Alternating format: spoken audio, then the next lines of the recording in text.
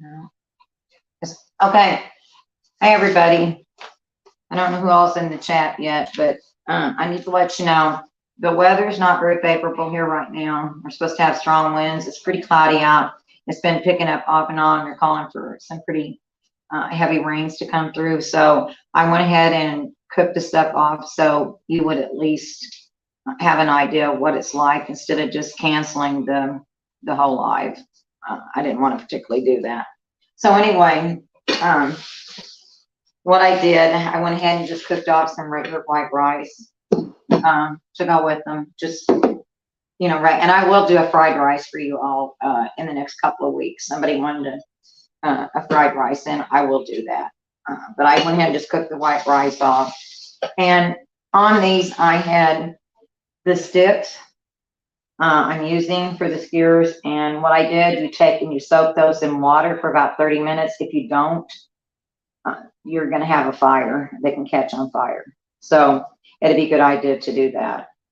And on these, what I did, I cut up in wedges, 1 purple onion. I cut up some red bell pepper. You can use any color, just in big pieces. I got an 8-ounce package of the white button mushrooms and left them whole. I cut up 2 small zucchinis in probably about this thick, about like this, a little over 1 inch thick. And I have the shrimp, which I got, like I said, I got it at Walmart's. It was $5.23 for a bag, and I did 8 of these with 3 pieces of shrimp on each one. And it was already veined and cleaned, so it was ready to go. You just have to thaw it out and put your seasonings on it, and I'll explain it in just a minute. And you can use, I use boneless, skinless chicken breast because that's what I had, but you can use the boneless, skinless chicken thighs. Some people prefer thighs because it is usually tends to be more moist than the white meat. So anyway, it's strictly up to y'all. You can do it either way. So what I did when I took and rinsed the shrimp really well, and I drained it, and I patted it dry with some paper towels, and I took and squeezed 1 lime on there, and I put a little bit of olive oil, and I put about a capful of liquid smoke, since I'm not going to be doing it outside because it's hot and because of the weather. I'm not any good at doing grilling outside right now, and I'm just too old for that. So nevertheless, I kind of cheat and use the liquid smoke. And I put that on there, and I put that off to the side with a little bit of seasoning salt and a little bit of black pepper. And with the chicken, I took that and I put the liquid smoke on there. I put the olive oil. I put the seasoning salt, pepper, also on there. Basically the same thing, and just let it kind of marinate in that stuff for about 30-40 minutes. Now, the sauce I use, you don't have to do this. You can use butter or whatever you want to brush your the skewers with, but I mixed up, I took and mixed up I grated some ginger and soy sauce, brown sugar. I used some crushed, just a tiny bit of crushed red pepper flakes for a little bit of kick to it. So, I mean, and I melted some butter and I mixed that in. Let me see, the butter, ginger, soy sauce, brown sugar, a little bit of vinegar, and the red pepper flakes. And remember what I told you about the sweet and sour sauces? You're not going to thicken this. And I melted butter, almost about 3/4 of a stick of butter. You're going to just kind of taste that. Just dip your tip of your finger in there, and you're going to be able to, hold on, I think they're, okay. Just the tip of your finger, or you can get a little spoon if you want to, and just taste it and make sure. You don't want it real sweet, but you don't want it real overpowering with the vinegar, just so, because this is for a marinade. It's not a sweet and sour sauce or an orange sauce or anything like that that you're going to be doing. And I took, and you can arrange them however you want. Like I said, I just arrange them different ways. There's 3 pieces of chicken and 3 shrimp, plus I put purple onion, I put red bell pepper. I put one whole button mushrooms to each one. So there was 8 because that's what there was in the container, and I did 8 skewers. So like that, and you know, you just take and run however you want to on there.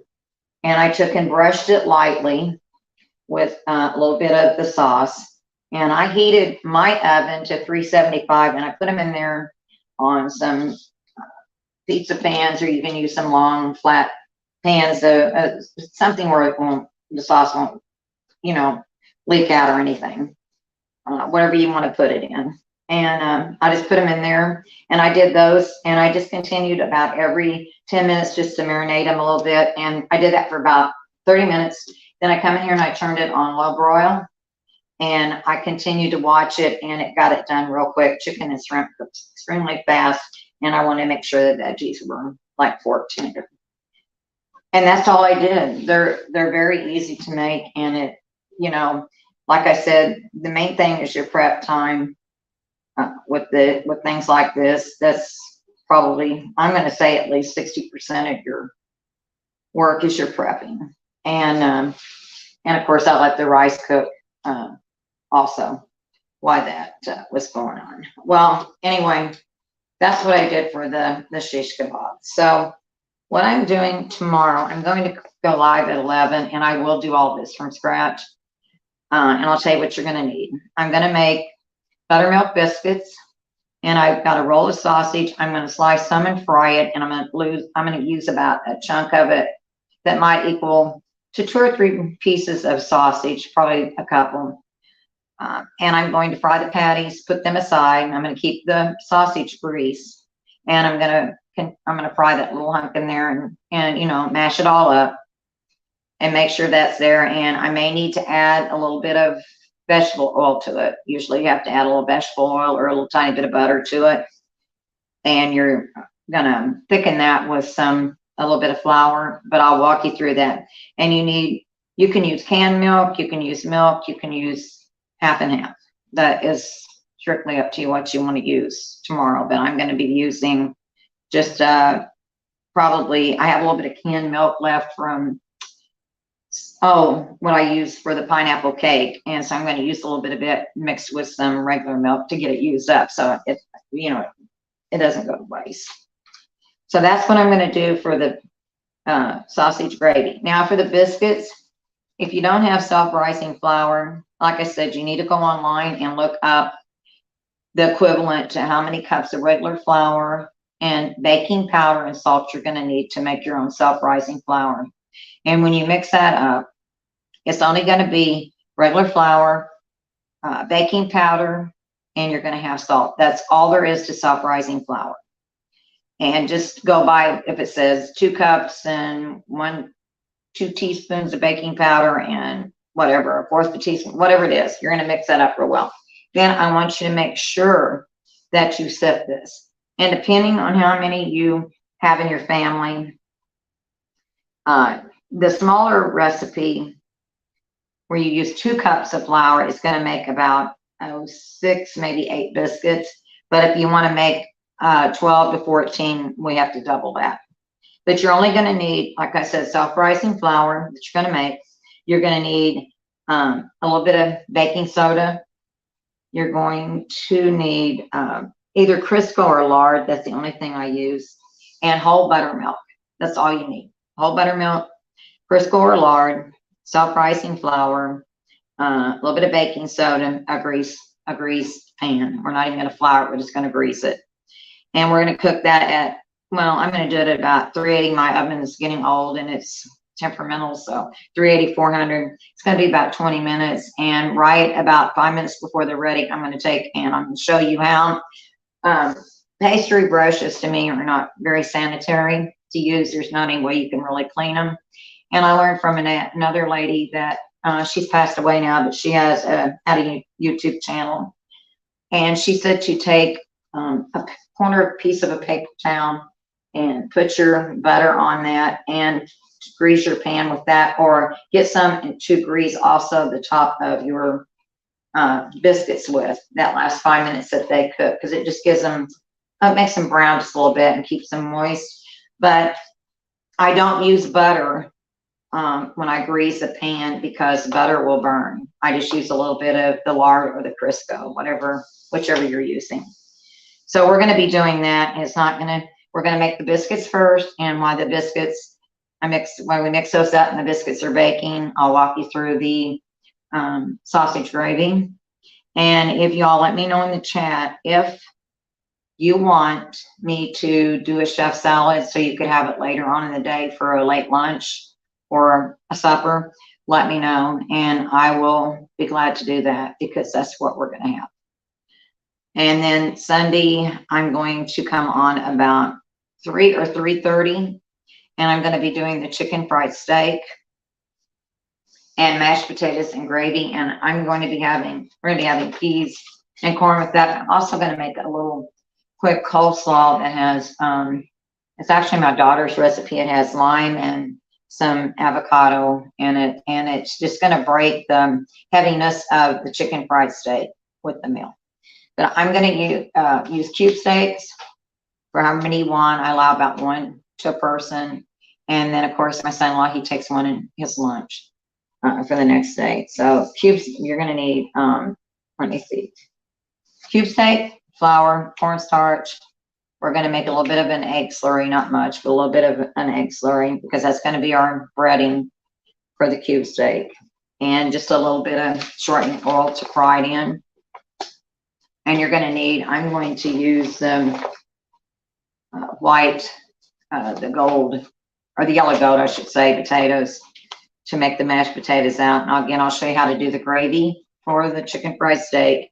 And I'll show you how to make that little bit of coleslaw just that we're going to have on the side. And of course, I'm not going to do the 2 vegetables because that's optional. If you all want to have green beans, you can have, if you want to have fresh asparagus, you want to have corn, peas, whatever you want to have. I mean, that's up to you, whatever kind of vegetable you want to have on the side, but that's what I'm going to fix for Sunday.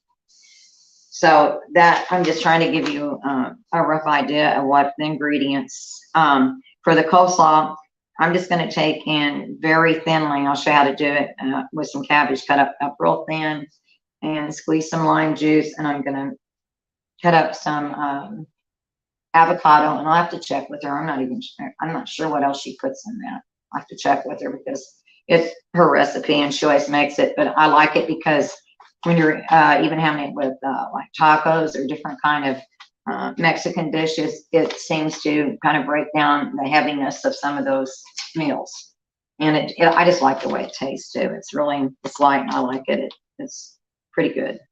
But if you let me know in the chat, and for people that aren't here right now, I tell you, if you let me know later, if you want me to do the chef salad tomorrow, just leave me a comment and just say yes, do the chef salad. I want you to do that tomorrow because it's mainly just whatever kinds of lettuce you want to use, and we're going to do some boiled eggs. We are going to do that, and I'm going to cut up probably, I don't know, maybe a little bit of roast chicken we have left to go in it, and maybe some pieces of ham for the meats. And then I'm going to, of course, have the cheese, maybe a little bit of bacon that's been crisped up, and some sliced tomato, and a little bit of red onion again for this salad. And I put a little bit of grated carrot in there too, just whatever I can find that I've got in the refrigerator. That's what I'll use. But if you want to do that, let me know, and I'll do that. Like I said, if you all have anything you're interested in wanting me to show you how to make, I'll be more than happy to try to do that for you all. Just let me know in the chat through, this weekend, some ideas for next week, things that you might want me to do for you, or if you have questions about it.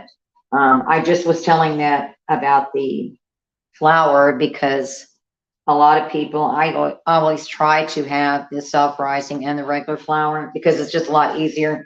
But a lot of people will go ahead and make their own up because it's just, like I said, it's very easy.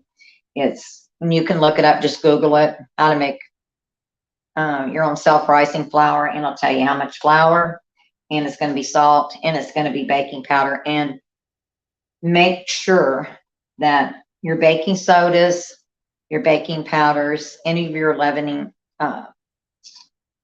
ingredients, make sure that those have good dates on them, because if you don't have good dates on those, it can ruin your dishes. It just can. And like I said, for biscuits, pancakes, waffles, let me see, cakes,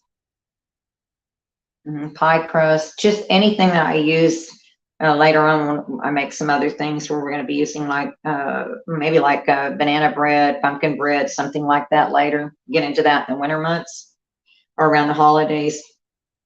You have to make sure you sift the flour, because like I showed you yesterday, a cup and 3/4, if you measure it and then you sift it and you measure it again, you're going to come out. It wasn't quite, it was between 1/4 and 1/2 cup difference.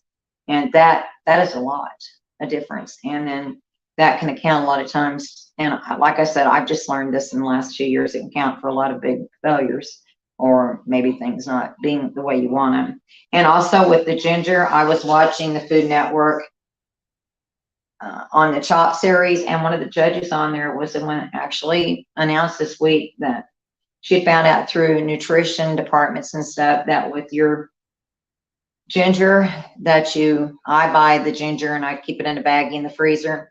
A lot of people were peeling it.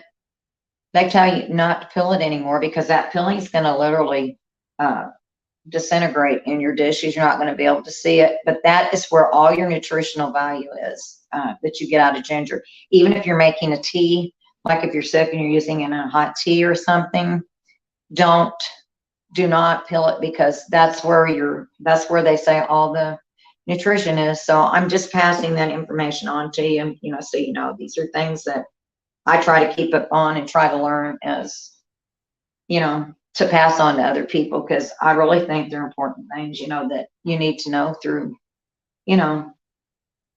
the future, because you can make a difference between you getting, and just like with a lot of potatoes, in the stew, I did not peel those little bitty baby potatoes. I left the skins on them, because they find that's where your nutritional value is in the skin. So most of the time on mashed potatoes, I will go ahead and peel them, because people, every once in a while, on the red skin ones, I'll leave them in there, but most people really don't they don't care for the skins on those. And for those mashed potatoes, you're just going to need butter or margarine, whichever y'all prefer, salt and pepper. You're going to need a little bit of milk and those potatoes. And I'm going to show you, we're going to cook those till they're just fork tender. I'm going to show you how to mash them with the regular old-fashioned masher. You can use a mixer if you want to. I don't. I just use the old-fashioned masher, and because you can really make them good. And actually, if you want to make something that varies a little bit from time to time with your meals, you can take and add a little bit of sour cream in there. You can take and add a little bit of grated sharp cheese, some kind of cheese that you might like in there. You can add a little bit of bacon that you may have left that you crisp up and just, have pieces of it left, and just take and crumble it up. There's a lot of things that you can do and make different things without spending a lot of extra money and using up things that you might have that you're wondering, what am I going to do with a couple extra pieces of bacon? We'll save it, crumble it up. You can put it on a salad. Like I said, you can put it in a dish. You can, basically just put it in something like those mashed potatoes. You can put it on top of a baked potato. It's just ways, or you get a piece of it and a piece of the cheese that might be a little dried out. You didn't get it covered good. Take and grate that piece of cheese up, and you can use that in macaroni and cheese. You can use it on a baked potato. You can use it in scalloped potatoes. There's a lot of things you can use that up, and that way it doesn't go to waste. So, like I said, that's what I have for y'all today. I apologize. I was planning on cooking this through. Like I said, now the sun's out, but we have warnings out for thunderstorms and stuff. And the last one that come through here knocked trees down, and a couple of people even had a tree on their car, and it was a mess. So the wind picked up, and it was picking up off and on earlier and clouding up really bad. So I wanted to make sure I could go ahead and get this, show you the stuff and get it done in case the internet went down or you know, the weather got bad and I could go ahead, maybe lose power. And then of course I would have been right in the middle of cooking things and that wouldn't have worked either. So anyway, you all have a great evening. I hope you try these meals. And like I said, tomorrow about 11 o'clock for the homemade biscuits, sausage gravy, you know, and if you know, want to plan on it for a meal or something, you can even take and scramble you up some eggs to have with it or fry you 2 potatoes. There's a lot of things you can do. And a lot of people have that for brunches and stuff when it's a little too early for lunch, or a little late for breakfast and a little early for lunch. And that's why they call it brunch. There's a lot of things that you can do that people enjoy like that. Oh, and I will be doing next week fried chicken and waffles for a supper because the grandkids like that. And I don't mind doing those things. And my daughter had, like I think I told, you all probably heard me on Mrs. She was asking about how my daughter's surgery went on her hand when she fell in December. She had surgery again Wednesday to remove the metal because the bone did heal. So she's had that, and it's still going to be, you know, they say about 6 months full recouping time, but actually she's going to have it in a sling for almost till the end of the month, and we're just going to have to play it by ear. She said they did a nerve block, but her husband had to take the tubing out of that today, so her pain level's up again. So that's where we're kind of at on that. So anyway, I'm going to be helping do a lot of meals and stuff for a while because she can't get that's her dominant hand, her right hand, so she can't use that. So anyway, plan on 11 o'clock tomorrow. And like I said, just let me know in the chat if there's anything that you would like to know how to prepare. And I'll be glad to try to do it for you if I possibly can. So have a good evening, everybody, and I'll see you tomorrow. Bye-bye.